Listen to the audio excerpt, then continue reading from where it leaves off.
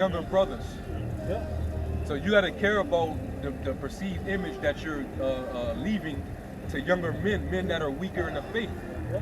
men that are young and impressionable. And this doesn't change. We're still talking about fathers. And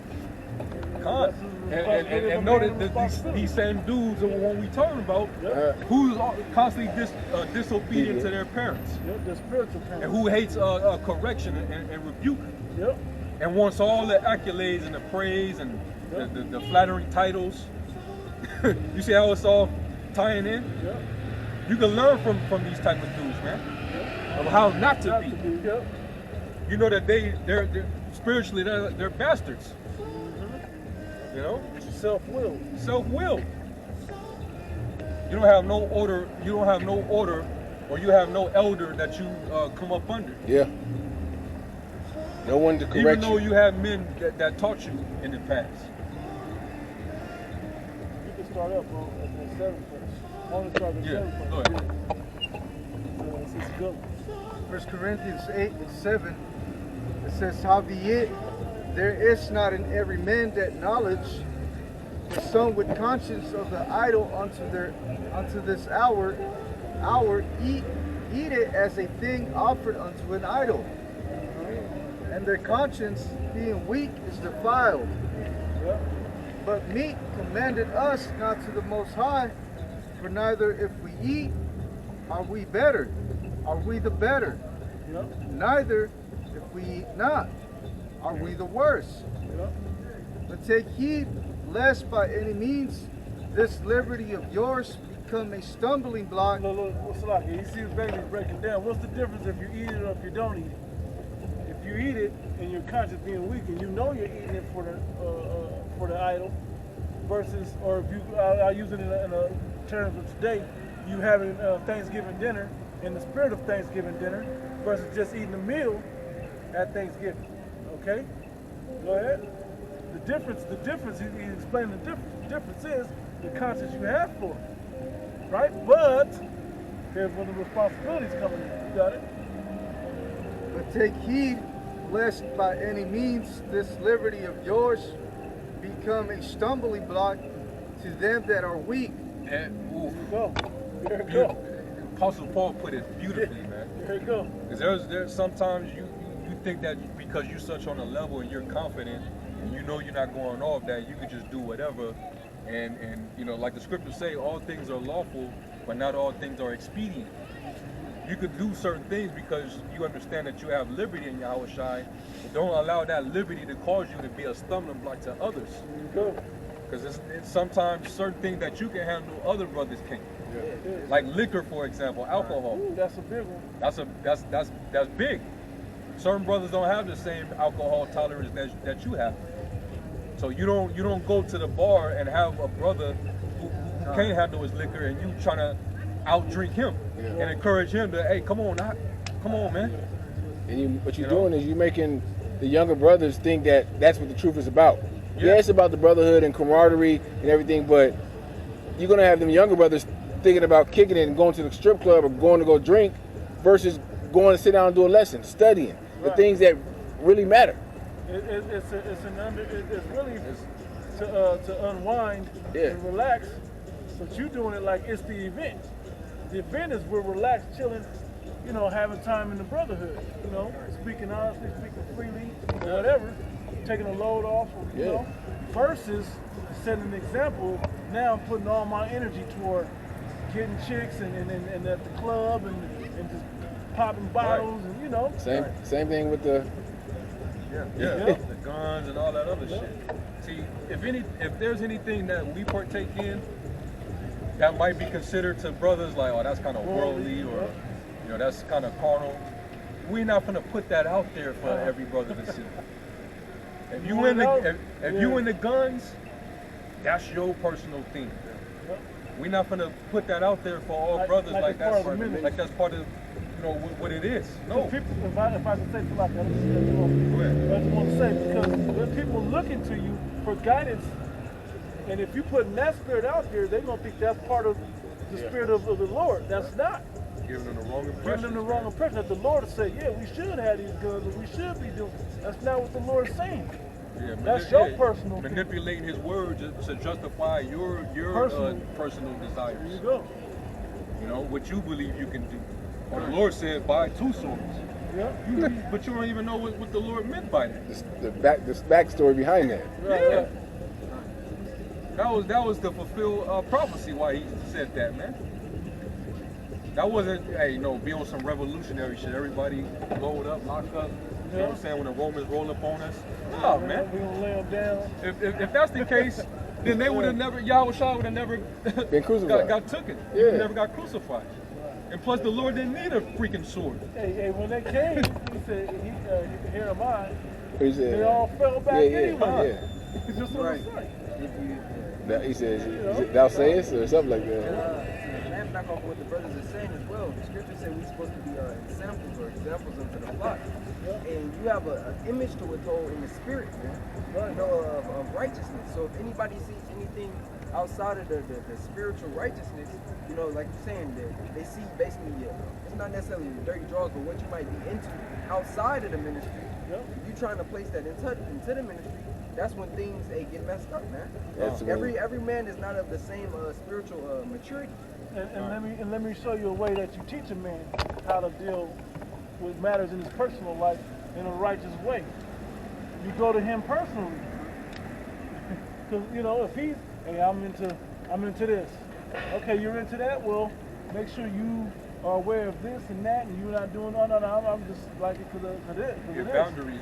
Yeah, you find where that discipline is at. Is that the water and the sand? The sand, bro. You gotta know where that's at. Okay.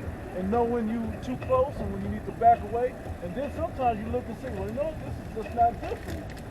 Let me get the hell away from you. Okay? Sometimes you gotta know that. You got it? This is Sirach 37 and 27. Yep. My son, prove thy soul and thy life, and see what is evil for it, and give not that unto it. For all things are not profitable for all men. See, like even the precept that's not about fathers is still saying son. Still instructing from a wiser. It's the same thing with balance. Every brother's balance is the same to the next brother. And this brother may be able to read 12 hours, 24 hours throughout a week, man. That may not be another brother's balance. It's the same with that. But even with the so-called worldly things that you do, or you may be into, man. You like fishing, I don't know, then you gotta place that balance in fishing, but you still have to focus the majority of the time of the ministry, man. That don't mean just you can't fish. Yeah, kind of. I'm a fisher of men. I can't fish for food no more. You're still a man that got a deal. So being able to figure it out, but you might not want to share that with everybody because the wrong spirit may take it like, well, I'm a master this. A master was prudent. Brother, how am I supposed to eat that day? We got water around this, we got a fish. I'm going to read this again, but I got the perfect example. It says, for all things are not profitable for all men, neither have every soul pleasure in everything. Now, our brothers are familiar with how the apostles, they go into how in the scriptures, certain men of the Lord dealt with prostitutes.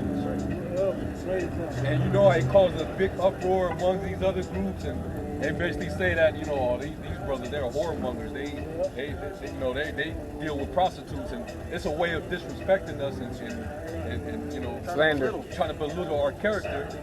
But this is where the balance comes in. When did the apostles ever say our brothers got to go out there and deal with prostitutes? As a matter of fact, we're gonna film a video, you know what I'm saying? And we're gonna put it out there for all Israel to see. Why the fuck would they do something like this? Nah. And they understand that that's not for every brother, because that could be a brother's weakness. Now all of a sudden, like it says in Proverbs the 6th chapter, where it says it's in Proverbs 6, man. I think it's like the 25th 4th verse. There, to keep thee from evil woman. That's what you're talking No, the about. 26th chapter. I mean, the 26th verse. There's a Proverbs 6 and 26, for by means of a whorish woman, By means of a whorish woman, a man is brought to a piece of bread. a man is brought to a piece of bread. You know what that means? That sometimes you can develop such an appetite for women because you're so used to, you know those services is available all day, every day. And you got that kind of money, but that pleasure that you get from it is becoming an addiction. So it could ruin you to where all your money is going to these whores, and now your money is draining out, and now you brought to a piece of bread. You done went from having all this money and all this, you're doing well for yourself, but now you spending it on hoes. I need help with rent. Now you need help with your lifestyle, your rent, your utilities, and now you need brothers to help you out because you done spent all your money on hoes and alcohol and all this other shit. And that's why there's a scripture in Sirach that says wine. Oh no, that's the one I was Wine and women causes men of understanding to fall away.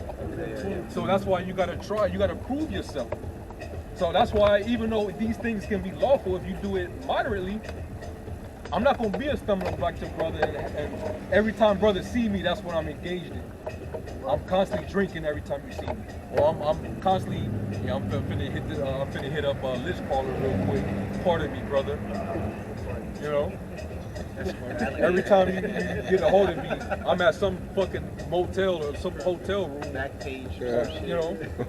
Nah, man, that's not how you're supposed to deal, man. Or some nigga function or something. I'm always at some nigga function. Like, hey, when we step out, we do it very, it's very occasional. We don't go out every week. Not even every month. Not even, it's just every once in a while, just to, because there's nothing wrong with, getting, stepping away for a little bit, taking a breather. Balance. There's no sin in going out and getting a drink. You step out to a function or whatever, there's people there, there's nothing wrong with that. If you burning, you know what I'm saying, you ain't got a woman right now, you burning, you want to step out and meet something, there's nothing wrong with that. Or go get a harlot, nothing wrong. Or if you want to get a harlot, but we're not gonna be a stumbling block and be like, hey, do that. And to speak on that as well, because when you think about it, look at also when you were talking about going and getting a harlot or whatever, right? When you look at it from the perspective of what our duty is, the more time you give unto a woman, the less time you're focused on the ministry. Exactly. That's why the scripture speaks of what it says in 1 Corinthians the 7th chapter, man. If thou have a woman, seek not to be loose, if thou be loose, seek not a wife, man. Exactly. Because it's, before that it says what? Those that have a woman, seek how to please her. But those without, please the Most High, man. Be as if you have one. And those women, especially the women of today, they like wasting time, man. So the more time you have just handling business, and not dealing with the bullshit that comes with them, then call a lawyer, man. I know men that prefer on both occasions that their wife keeps them focused where they don't have to go do all that whining and dining and spending all that money to with all that time with a woman, that they can be on their scriptures. And then I know some that only want to step away to do that one thing to get that burning off, so they'll go pay for that real quick and cut to the chase and get back to business. God. That's the only thing, like, man, I got to get this one out. Yeah. Fuck it. I got a couple $100. Let me go on in. Let me go on in, Spend that, try to get back to business, get back and to then now my mind is clear now. Now I can get back to focusing. You know what I'm saying? Hey, we got to be real with it. But hey, even Apostle Paul said, when he was saying those things that you was just speaking, he was saying, I speak this to your own profit. Yeah. Not that I may cast a snare upon you, but that which is calmly, and that you may attend upon the Lord without distraction. So that's, you don't want to. So you don't want to be a stumbling block and keep a brother distracted with the affairs of his life, man. Yeah. And that's what these dudes in these other camps, they make their ministry a part of about the affairs of their own personal lives, man. That's not what this is about. It didn't list every detailed thing that Yahweh Shai did personally. You know, I'm sure Yahweh Shai had, you know, personal things that he did. Everything ain't in there. Yeah. That's not for everybody, man.